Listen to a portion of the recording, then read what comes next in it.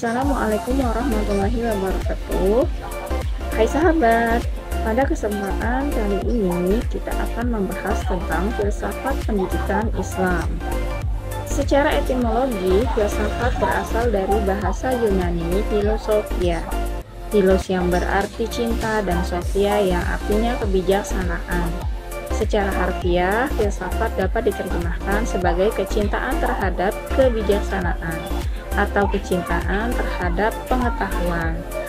Nah, di dalam bahasa Arab juga dikenal kata falsafah atau hikmah.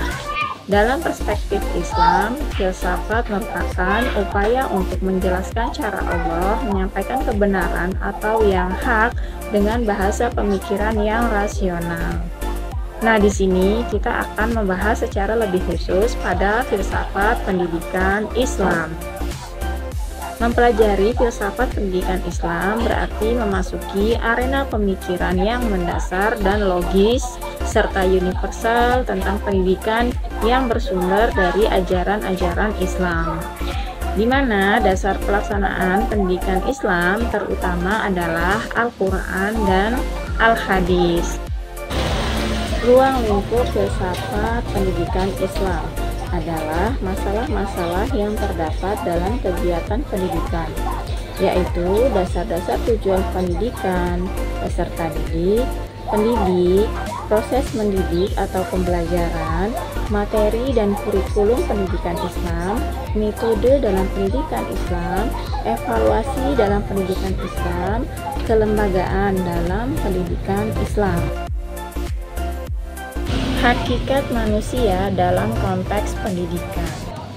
Sebelumnya, mari kita bahas manusia sebagai makhluk individu. Firman Allah yang membahas tentang individu ini atau tentang fitrah manusia, yaitu surat Ar-Rum ayat 30 yang artinya, maka hadapkanlah wajahmu dengan lurus kepada agama Islam sesuai fitrah dari Allah yang telah menciptakan manusia menurut fitrah itu. Tidak ada perubahan pada ciptaan Allah. Itulah agama yang lurus. Tetapi kebanyakan manusia tidak mengetahui.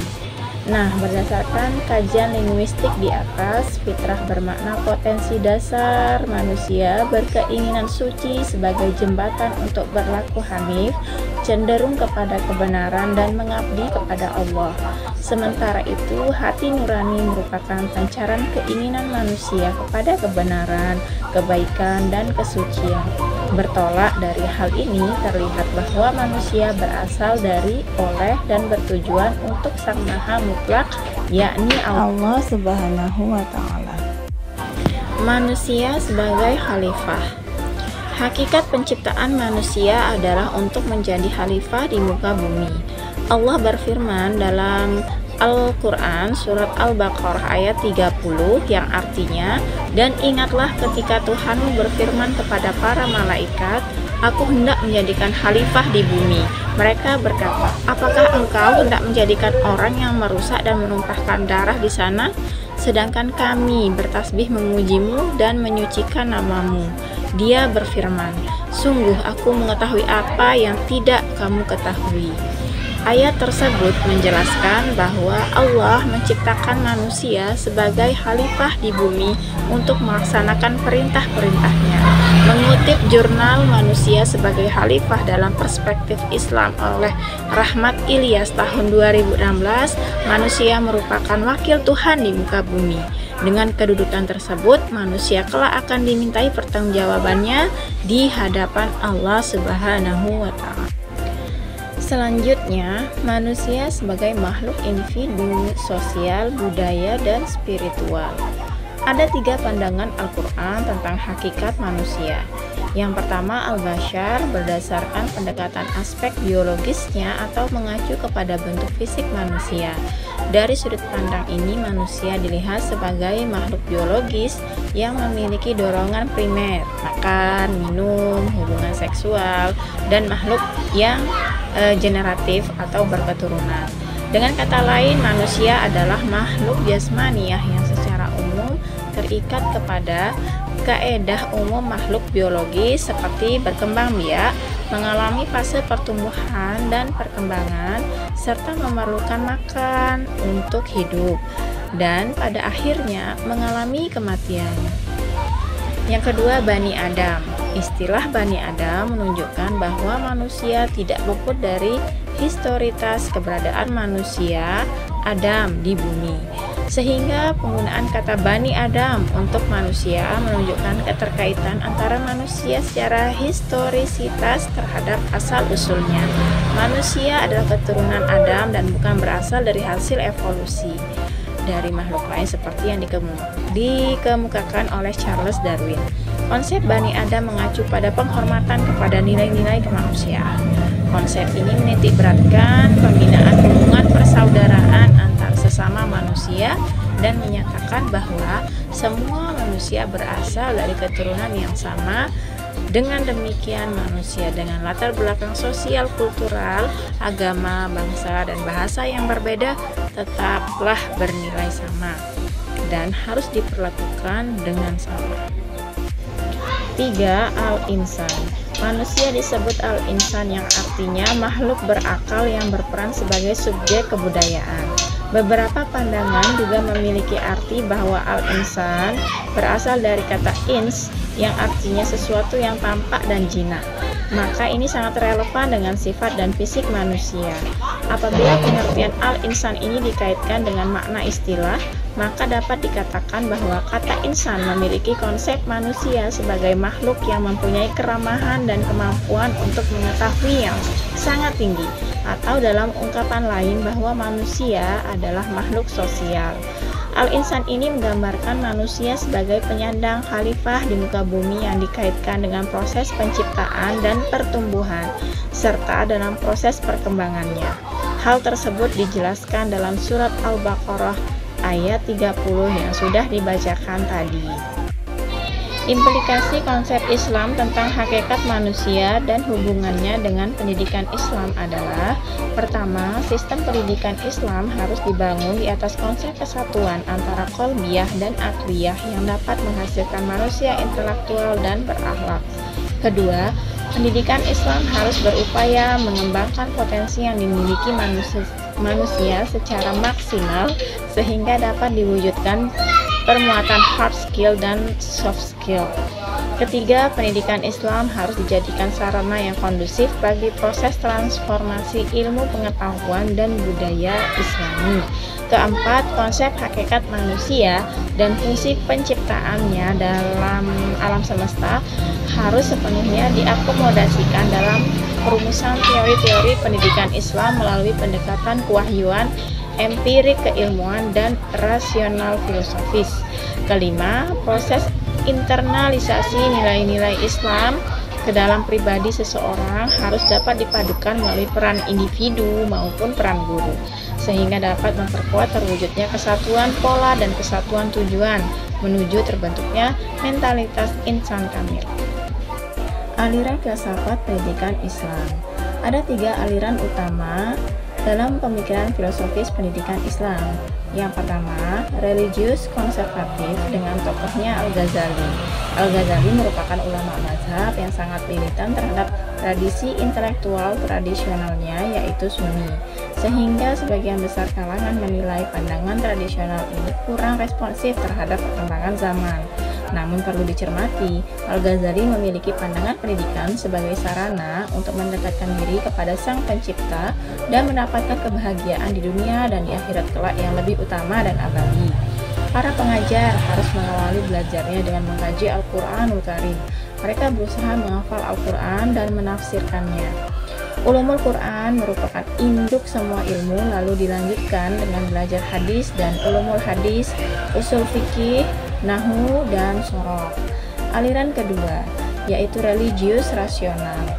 Berbeda dengan aliran konservatif, kalangan yang menamakan diri mereka Ikhwan al-Safa menganggap semua disiplin ilmu itu penting, menyatukan antara jasmani dan rohani sebagai sebuah proses pembinaan dan bimbingan yang dijalankan berdasarkan Al-Quran dan As-Sunnah untuk mengembangkan potensi yang ada pada peserta didik dengan memadukan zikir, fikir, amal soleh, hingga terbentuk manusia insan kamil. yaitu manusia yang cerdas, intelektual, emosional, moral, dan religius spiritual. Aliran ketiga yaitu aliran pragmatis. Tokoh utama aliran ini adalah Ibnu Khaldun. Ibnu Khaldun mengakomodir ragam jenis keilmuan yang nyata terkait dengan kebutuhan langsung manusia, baik berupa kebutuhan spiritual, rohaniah, maupun kebutuhan material, jasmaniah. Pendidikan termasuk menyiapkan anak didik dengan membekali seperangkat keahlian dan keterampilan teknis agar mampu hidup di dunia yang selalu berubah. Sehingga pendidikan bukan hanya bertujuan untuk mendapatkan ilmu pengetahuan saja, akan tetapi juga untuk mendapatkan keahlian duniawi dan ukhrawi. Selanjutnya kita membahas hakikat dan tujuan pendidikan.